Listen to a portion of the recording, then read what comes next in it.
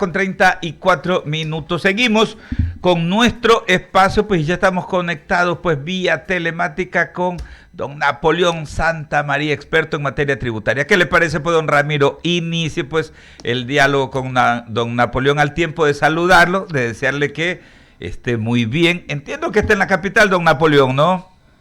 Muy buen día, saludos, un fuerte abrazo. Sí, en la capital, que está bastante fría esta temporada. Qué bueno, pues aquí le paso a mi compañero el abogado Ramiro Cepeda para iniciar este diálogo en mañana de martes. Ramiro. Napoleón, ¿cómo vas? Buenos días. Ramiro Cepeda te saluda. Hola, mi querido Ramiro, un fuerte abrazo para ti. Saludos, felicitaciones a tu señora madre y prosperidad. Mil gracias. Napoleón, la ley de alivio financiero, vigente hasta el 28, pero el reglamento, 28 de febrero, pero el reglamento salió el 3 de marzo. Acátese, pero no se cumpla. ¿Cómo aplicar un reglamento cuya matriz es la ley no está en vigencia en este momento?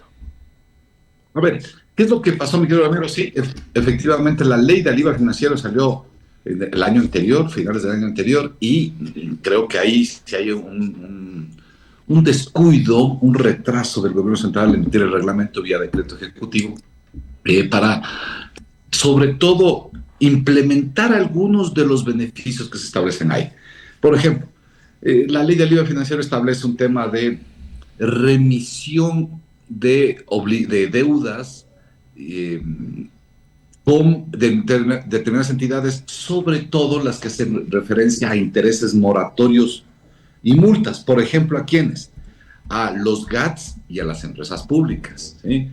Y hay algunos GATS, como por ejemplo aquí el de Quito, que anuncia que viene toda esta amnistía de intereses moratorios y multas, pero también tienen que avanzar las empresas públicas y ahora se les combina a que en el plazo de 15 días saquen los instructivos para que las personas puedan acogerse a esta amnistía. En resumen, la amnistía es: pague el capital y usted queda exonerado de intereses moratorios y multas. Dos, lo mismo con las obligaciones que se tenía con la Agencia Nacional de Tránsito y con el SPAT, ¿sí? Que son permanentes multas que se tiene, especialmente los que son propietarios de vehículos. Fundamentalmente otra amnistía tributaria con el tema del CENESID por los créditos educativos y las becas que no se pudieron pagar, etcétera. Pero si lo entiendo bien, Napoleón, y ahí lo detengo, el derecho se generó independientemente del que el reglamento haya salido después. Definitivamente, mi querido Ramiro, o sea, usted sabe, no, la norma reglamentaria lo que viene es a determinar la implementación del precepto legal, pero la ley está vigente desde diciembre anterior y es más, en muchos de los casos ya le estamos diciendo a las empresas, a las medianas, a las pequeñas, sobre todo las pequeñas, acójanse a todos estos beneficios, porque creo que sí hay algún conjunto de beneficios. Mire que esta ley, Ramiro, si mal no recuerdo, fue aprobada con 116 votos, es decir, casi unanimidad, porque se entendía que muchos micro, pequeños y medianas empresas realmente la estaban pasando mal luego de la crisis del sector eléctrico, ¿no? Entonces, el concepto es darles un alivio a miles de empresas, pero no solo para alivianarles algún retraso, alguna mora, etcétera, y dejarlos ahí, no. El concepto tiene que ser alivianarles, ayudarles, apoyarles, pero inmediatamente pedirles que se reactiven, que vuelvan a generar ventas, que vuelvan a abrir sus locales, a contratar, a comprar, a vender. Y ahí, Ramiro, te doy una buena noticia. Cuando medimos enero del 2025 con enero del 2024 en bases imponibles en ventas, el Ecuador creció afortunadamente en un 6% en nivel de ventas, de enero del 25 comparado con enero del 2024. Y esto se hace suponer que ya hemos pasado ese bache nefasto del país, ¿sí?, que tuvimos el año anterior con tanta crisis, problemas, inseguridad, violencia y crisis eléctrica, y parece que las cosas, o al menos en el mes de enero, las cosas han rebalsado nuevamente, han subido y nos dan un aliciente de que podría mejorar para este 2025. Clarísimo, Napoleón, entiéndase, pero hay una parte que a mí me queda pendiente. En la recaudación tributaria del 2025 va a ser ya un poco deficiente por todos los anticipos que se generaron contra resultados del ejercicio del 2024. Por tanto, en la suma y resta, ¿el fisco va a recibir más o menos? No, sí, ese es un buen análisis, Ramiro, porque sí, del 2024, el que se acabó de cerrar, fue un año para el Estado muy bueno en recaudación. Pero los ciudadanos debemos entender una cosa. Cuando nos referimos a que es bueno en recaudación, es que ha llegado recursos y buenos recursos a la caja fiscal. Esa es la primera parte del camino. La segunda parte es cómo utiliza estos fondos el sector público. ¿En dónde lo invierte? ¿Qué es el gasto de inversión?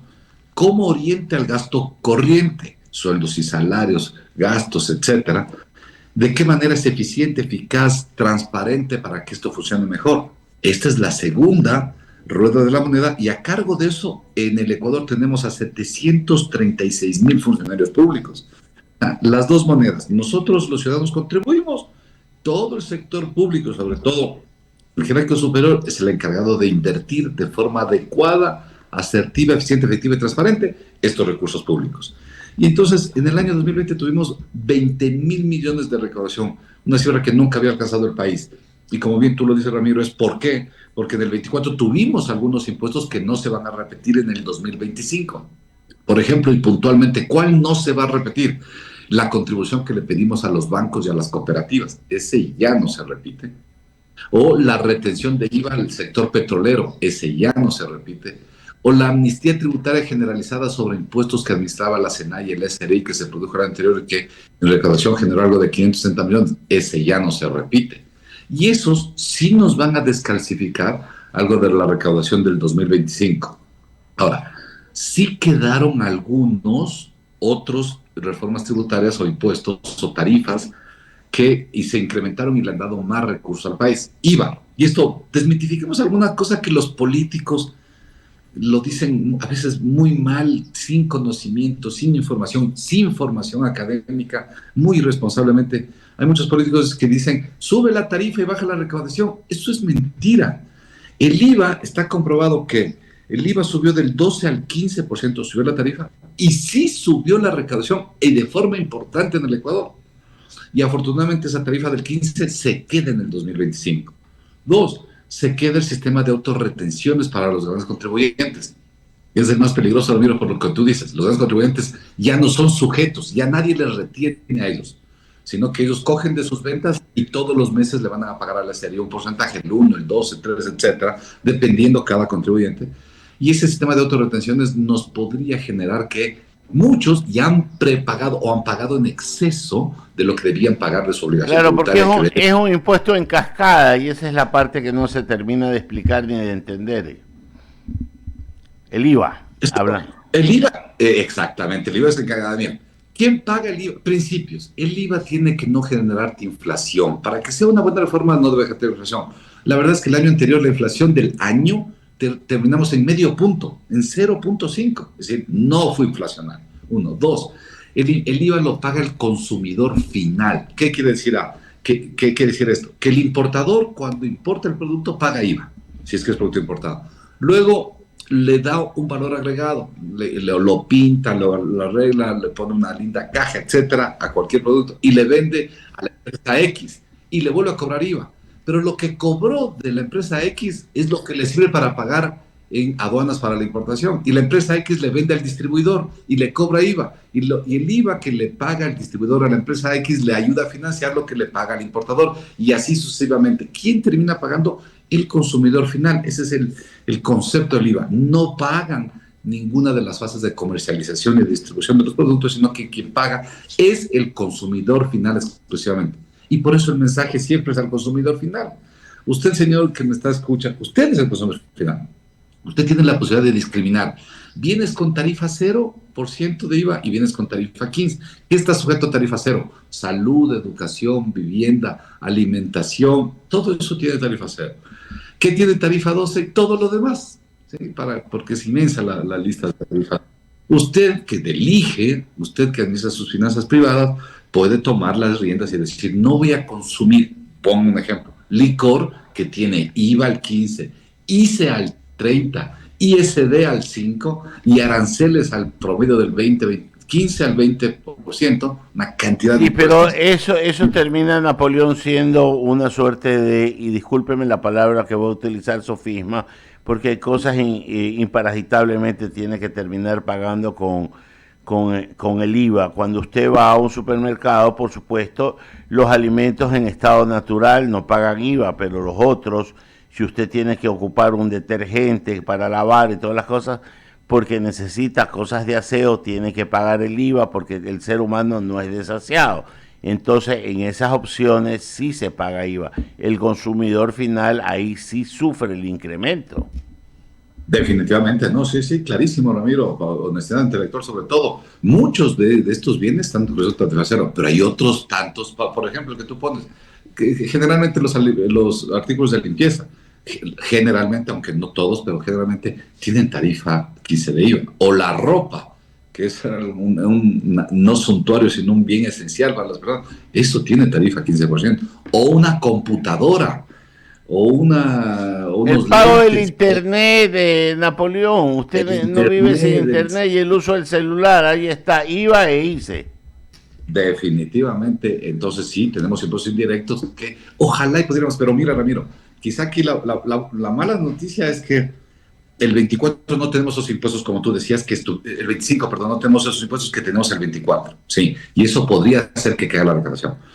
Pero comenzamos a ver dos indicadores importantes, como te contaba anteriormente, las ventas de enero sí son mejor, en buena hora, ojalá crezcamos. Eso hay que meternos en la cultura ecuatoriana. Mientras más ventas, más compras, más contratación, más riqueza generemos en el Ecuador, más nos repartimos todo. Un país sale adelante cuando genera riqueza. Primer tema, me parece que es un... Segundo, que es triste, la inversión extranjera no viene al país, Ramiro. Vamos a cerrar con menos de 330 millones de inversión extranjera. Esto es paupérrimo, es minúsculo. En Colombia llegaron 9.000 millones y a Perú 13.000. Y a nosotros 300 millones. Estamos haciendo muy mal las cosas respecto de atraer inversión. ¿Y por qué no atraemos, Ramiro? Porque no somos serios. Porque nuestros políticos, nuestra clase política, que es pésima, habla cualquier disparate, se lanza cualquier cosa, cualquier dislate que le hace daño al país, porque nuestra justicia está corrompida, porque los jueces, mira el caso Purga, 20 jueces de Quito, Guayaquil, etcétera, presos. Sí, señor. Por, La verdad, no siga porque me va a hacer deprimir, Napoleón. Le paso a Alberto Quintana que continúa con la entrevista. Por mí, muchas gracias. Gracias. Y precisamente para seguir en esa línea, ¿no? ¿Cómo sanear todo esto? Porque tenemos que crear condiciones adecuadas, ¿no? Brindar esa seguridad que permita volver atractivo nuestro país. Uno conversa con inversionistas de distintos campos, ¿no? Y la gente dice, el Ecuador es un excelente país. El problema es básicamente una clase dirigente corrupta. Así de simple y de sencillo. Corrupta. Hay que decirlo, una clase dirigente hablando de manera general, ¿no? Entonces, ¿qué hacer, Napoleón? Estamos abocados a un proceso de balotaje acá en el país, ¿no? Que va a definir quién dirigirá, pues, la administración en Carondelet los próximos 4 años a partir, pues, del 24 de mayo. Y en esa medida, pues, sí es importante ir afinando esos acuerdos que deberíamos de tener, ¿no? Como sociedad civil. Lamentablemente no logramos esos grandes pactos que trasciendan a las organizaciones políticas y a esta clase dirigencial corrupta. O sea, mi querido Alberto, te saludo también, fuerte abrazo, pero lo que tú dices es el centro. Mira, hay una obra que se llama ¿Por qué fracasan los países? Y es una obra que precisamente recibió, o sus autores recibieron el Premio Nobel de Economía el año anterior. Una obra importantísima, realmente con un calado histórico y una explicación de por qué hay países que han generado riqueza, han salido adelante y han dado provisto y dado bienestar a sus ciudadanos y otros no. Y la respuesta, en 580 lindas páginas de ese libro, es lo que tú has dicho en un segundo, y es la clase dirigente política de un país la lleva a ese país a destinos acertados, correctos, de progreso, de orden, de respeto, y por lo tanto de bienestar, o los llevan al caos, los llevan a la vulgaridad, a la banalidad o a la destrucción de los países. Y mira que esto es tan decidor que en América Latina tenemos ejemplos absolutamente radicales. Una dirigencia política como la del señor Maduro, destruyendo al país cuya mayor riqueza reposa en su subsuelo. Pero un país absolutamente destruido, con los mayores índices de pobreza, de delincuencia, de no confianza empresarial, cero inversión extranjera, devaluación, inflación. Es decir, Venezuela es el ejemplo de lo que no hay que hacer, es un desastre. Bajas 2.100 kilómetros más, o 1.100 kilómetros, perdón, al Uruguay, y es uno de los países de mayor desarrollo humano, con políticas públicas serias, responsables, respetuosas. Y mira que Uruguay es un ejemplo hasta democrático a seguir. Recién acabó de salir el presidente con visión de la derecha y acaba de ingresar un nuevo presidente con visión de la izquierda. Pero es que eso no, Alberto, eso no los convierte en la nueva revolución o las revoluciones Uruguay. No, no, no, no. Vamos a administrar las finanzas públicas de forma responsable, pensando en Uruguay, sacándolo adelante. ¿Qué le pasa al Ecuador? Es que cada presidente de turno quiere armar su propia revolución y quiere tener sus filas de adeptos para que haya el morenismo, el correísmo, un error de la clase dirigencial. Y cada quien quiere refundar la república también, pues, ¿no? Y refundar la república, llamar a consulta, etcétera. Mira el ejemplo del Campo Sacha. Yo les escucho a muchos analistas, entre comillas, del Campo Sacha, no entienden nada de petróleo, creen que todavía los barriles se venden en latas, como las del Chavo, pero de barril, pero son opinadores elocuentes del Campo Sacha. El Campo Sacha, no quiero entrar al tecnicismo, pero sí al armaje político de la figura. ¿El Ecuador necesita inversión extranjera? Sí, necesita inversión extranjera. Todos los ecuatorianos están en contra de eso. Algún día sentémonos a discutir, pero se equivocan, queridos amigos, porque lo que necesita el Ecuador es traer capitales, y esos capitales generan empresas, industrias, fábricas, pozos petroleros, yacimientos mineros, etc. Entonces, traer inversión extranjera, sí, necesita. Segundo, debemos controlar, supervigilar, exigir el cumplimiento del derecho ecuatoriano de inversión extranjera. Desde luego que sí. ¿Sí? No, debemos darles beneficios. No, el mejor beneficio es que tengan rentabilidad. Ese es el mejor beneficio. No darles nada más de este populismo fiscal. Ven, te exonero el impuesto, no te cobro el IVA y te bajo esto, etcétera. Eso es populismo. Y eso no ha funcionado. El Ecuador ha sacado 1000 leyes de reducción de cargas fiscales y etcétera, para traer inversión extranjera, y no hemos traído. Tercero, una vez que venga aquí, decirle, genéreme empleo, créeme empresas a largo plazo, o sea, pensando en 30, 40, 50 años, y ayúdenos a diversificación tecnológica. Ustedes traen tecnología, bueno, enseñen a nuestros técnicos, a nuestros profesionales, a nuestros obreros, sus conocimientos, su know-how, su desagregación tecnológica, y finalmente, comprométase en proteger el medio ambiente. Esto es lo que piensa un país en desarrollo. Sale el presidente Noboa. A mí no me gustaron las formas de la ministra, no me gustaron sus palabras. O sea, me pareció un desacierto por parte de la ministra, un anuncio, una cosa tan seria, de los que sí entendemos lo que es más o menos el tema petrolero y cómo se maneja. Pero bueno, sale y propone al país este tema de la concesión con una empresa privada, un consorcio formado por una empresa del Canadá y una china. Inmediatamente sale la señora Luisa González y dice, si es que esto se produce, nosotros, si llegamos, lo revertimos y anulamos el contrato, punto. Entonces, aquí te hago una reflexión importantísima, Alberto, amigos.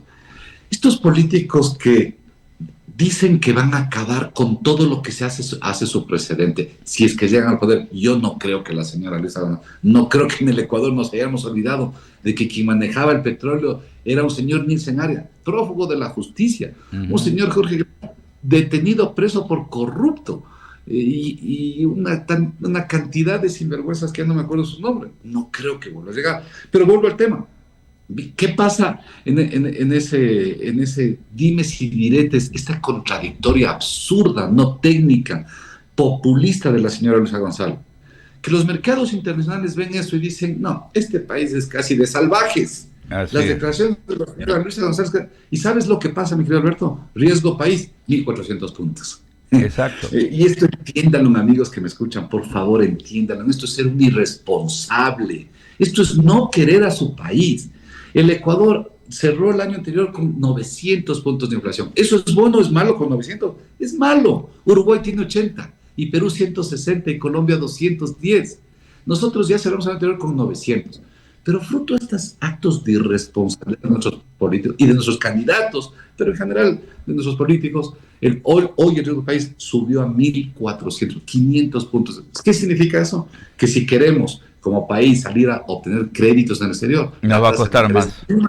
Será del 14%, Claro. mínima. 14 más 5 puntos de los bonos americanos, 18-19%, imposible ir a mercados de capitales de Y bueno, y ahí está la causa por la cual pues justamente tenemos estas condiciones y no quieren venir pues los inversionistas. Ni el nacional quiere invertir en su país y los extranjeros pero van a querer llegar acá. Napoleón, muchísimas gracias por atendernos.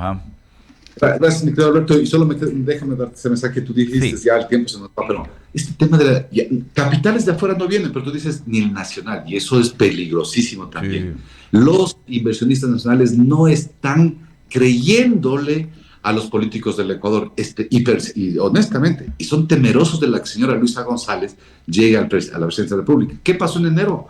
Salieron del Ecuador 490 millones más de lo normal. ¿Por qué? Porque fue la primera vuelta electoral y se vio que puede una persona tan peligrosa como la señora González llegar a la presidencia del Ecuador.